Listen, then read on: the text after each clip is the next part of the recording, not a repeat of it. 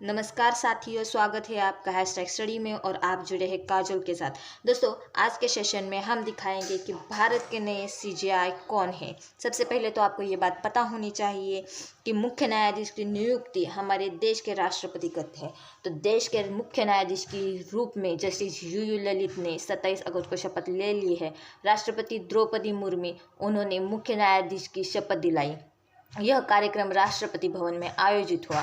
Justice Lalit Bharat के 49वें chief justice हैं। शपथ ग्रहण समारोह में उपराष्ट्रपति जगदीप धनखड़, पंतप्रधान नरेंद्र मोदी और अन्य कई केंद्रीय मंत्री भी शामिल हुए थे। न्यायमूर्ति ललित से पहले प्रधान न्यायाधीश के रूप में सेवाएं देने वाले न्यायमूर्ति NV रमन भी इस मौके पर मौजूद थे। अब हम आपको जस्टिस ललित ने ली हुई शपथ दिखाते हैं।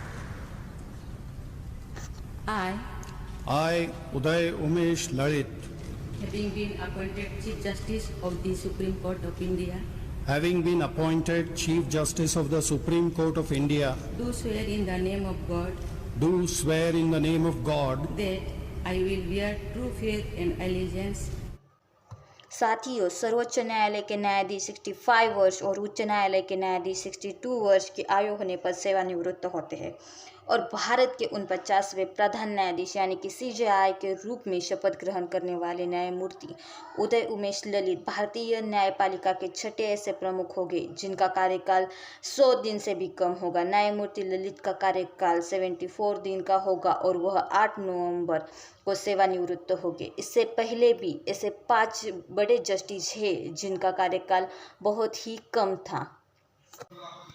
उनमें से न्यायमूर्ति कमल नारायण सिंह का कार्यकाल 18 दिन का था। वो 25 नवंबर 1991 से 12 दिसंबर 1991 तक ही कार्यकाल में रहे। वही 2 मई 2004 से 31 मई 2004 तक CJI के रूप में सेवाएं देने वाले न्यायमूर्ति S राजेंद्र बाबू का कार्यकाल सिर्फ 30 दिन का था। न्यायमूर्ति JC शाह 36 दिन तक प्रधान न्यायाधीश रहे। वही न्यायमूर्ति GB पटनायक प्रधान न्यायाधीश के रूप में उनका कार्यकाल 41 दिन का था। न्यायमूर्ति LM शर्मा का कार्यकाल भी 86 दिन का रहा और अब जस्टिस ललित जिनका कार्यकाल सिर्फ 74 दिन रहेगा। इनमें से सबसे कम कार्यकाल में रहे जस्टिस है कमल नारायण सिंह। आखिर जस्टिस ललित है कौन? तो इनका जन्म 9 नवंबर 1957 को महाराष्ट्र में हुआ। उन्होंने वकालत की शुरुआत 1983 में बॉम्बे हाई कोर्ट से की। बाद में 1986 में वो दिल्ली शिफ्ट हो गए। वह क्रिमिनल मामले में बेहतरीन वकीलों में शुमार है।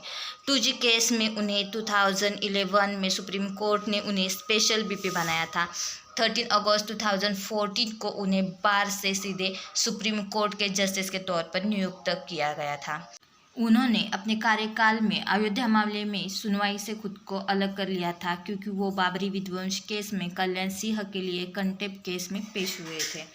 3 तलाक को गैर संवैधानिक करार देने वाली संवैधानिक बेंच में जस्टिस ललित शामिल थे और अभी 3 तलाक रद्द किया गया है। साथ ही हाल ही में बॉम्बे हाई कोर्ट के पॉक्सो मामले में स्किन टू स्किन से संबंधित विवादित फैसले को उन्होंने पलट दिया था। चीफ जस्टिस ललित ने कहा कि वह 3 मुख्य बदलाव करेंगे, जिनमें से पहला लिस्टिंग सिस्टम में पारदर्शिता लाएंगे। दूसरा, संबंधित बेंच के सामने अर्जेंट मामले की सुनवाई के लिए केस उठाने जाने का सिस्टम रखेंगे। साथ ही एक संवैधानिक बेंच हमेशा बैठेंगी जो संवैधानिक मामले की सुनवाई साल भर में करेगी।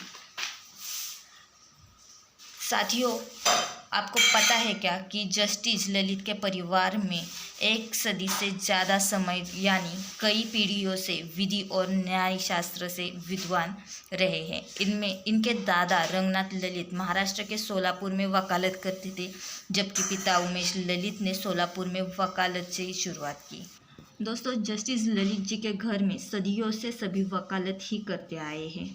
फिर मुंबई और महाराष्ट्र में वकालत में नाम कमाया और फिर मुंबई हाई कोर्ट में ये जज भी बने।